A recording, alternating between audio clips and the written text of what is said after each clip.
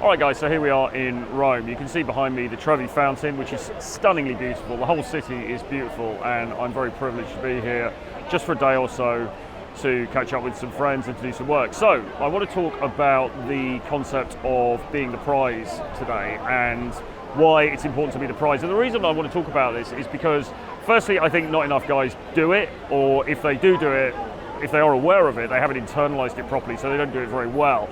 And secondly, I want to dispel I was going to say myth, it's more of a disparagement that comes from naysayers about this idea of being the prize. And what that is you'll get some doomer who'll come onto a comment section and he'll say, yeah bro, just be the prize, as if that's going to work for the guy who's 5'2" and he's got receding hairline or he's got no hair at all and he's socially awkward and he's not physically attractive, okay?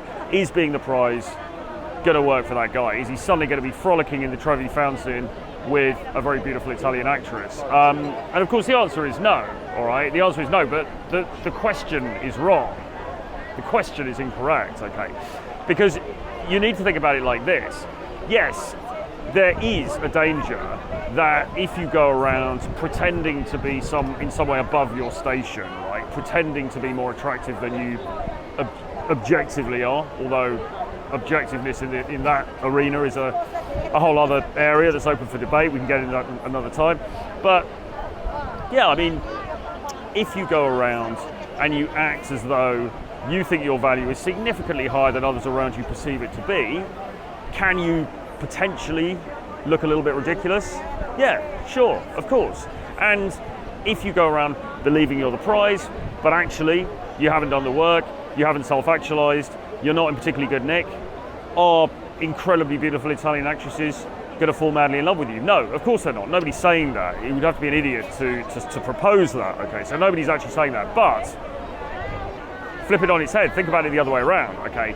If you go around self-deprecatingly, if you go around thinking that you are a pile of crap, or at least thinking that your value is low, or lower than the people around you, then that's a very bad place to be as well. In fact, that's a worse place to be, because the truth is this: human beings, society, but let's just say human beings, which is what it is, what society is composed of, human beings will stamp viciously down on people they perceive as weak. This happens in the dating marketplace, it happens in business, it happens in social scenarios, it happens in all areas of human life, okay? If you are perceived to be weak, then you're going to get crushed, or at least you're going to get ruthlessly ignored and kind of weeded out of the tribe.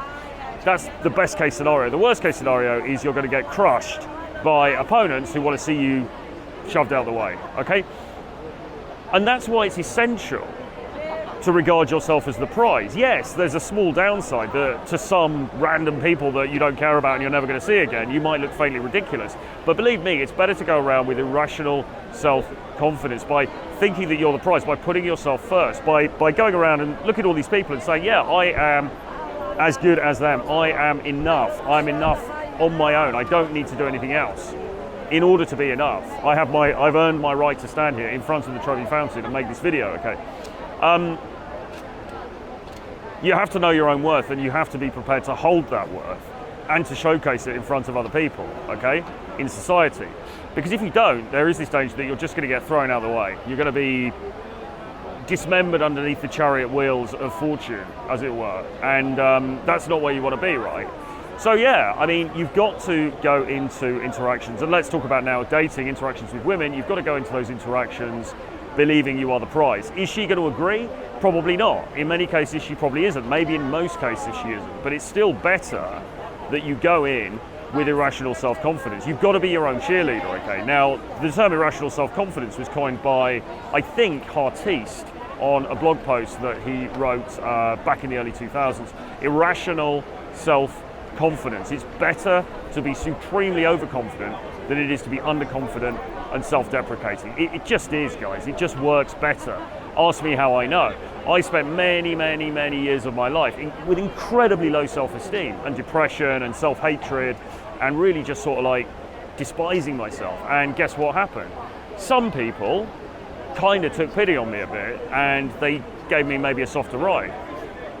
Other people thought that I was a complete piece of vermin and they attempted to crush me down. That's what society does to you. I'm sorry to be sort of like nihilistic about this, but you know, read Robert Greene and then get back to me. This is how it is out there, all right?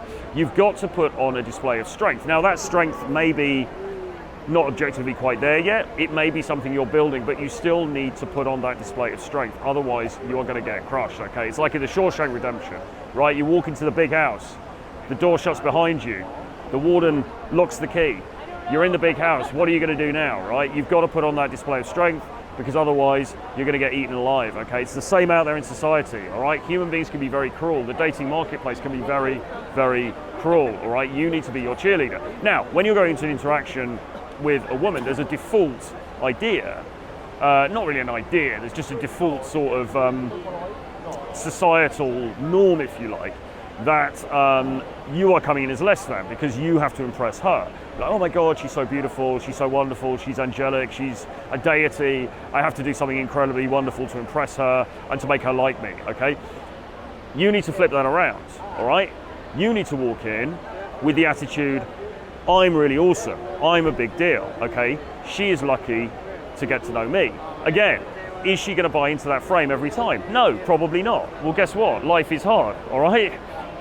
Sex is sales, okay? Sales is difficult, all right? You're not gonna walk into every interaction that you have, you're not gonna walk into every sales call you have and close that deal, all right? But you need to walk in with the same attitude each time anyway, okay? So when you go into that interaction, you've got to flip the script. You've got to be like, I am the prize, or at least, you know, at least go in as an equal, all right? That's the minimum, go in as an equal, okay? You know, it's like, yeah, you're an attractive human being, so am I want to get to know you. If you don't want to get to know me, that's absolutely fine. But if you do, you know, I want to find out a bit more about you because you're cute, you look very pretty, but there must be something more about you. What makes you stand out from all those other pretty girls, those pretty women who are walking around Italy or walking around Rome and Italy right now? Okay, what is it that makes you stand out? What makes you different? That's what you want to get to know. You want to become the buyer, not the seller, all right? When you're the seller, you're walking up to her, you're like, oh my God, please like me. I might be a little bit flawed. I might be too short. I might be too skinny. I might not have a six-pack, but please like me.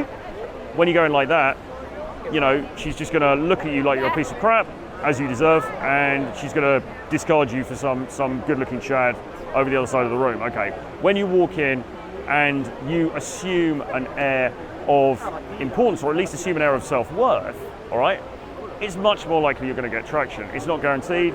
Nothing's guaranteed in life. That's just how it goes. Anyway, I hope all that makes sense. It's beautiful. It's a beautiful evening here tonight in Rome. If you would like to discuss matters of the heart like this with me in more detail and maybe look at how we can work together to help you improve in your own dating life, then all you need to do is hit that link below, or rather look in the description box below. You'll see a link to my Calendly. You can book an appointment for a free call with me, all right? Can't say fairer than that, guys. Anyway, I'm in Rome, I'm in love, I've fallen in love with the city. I'll leave it there for tonight. See you soon, bye-bye.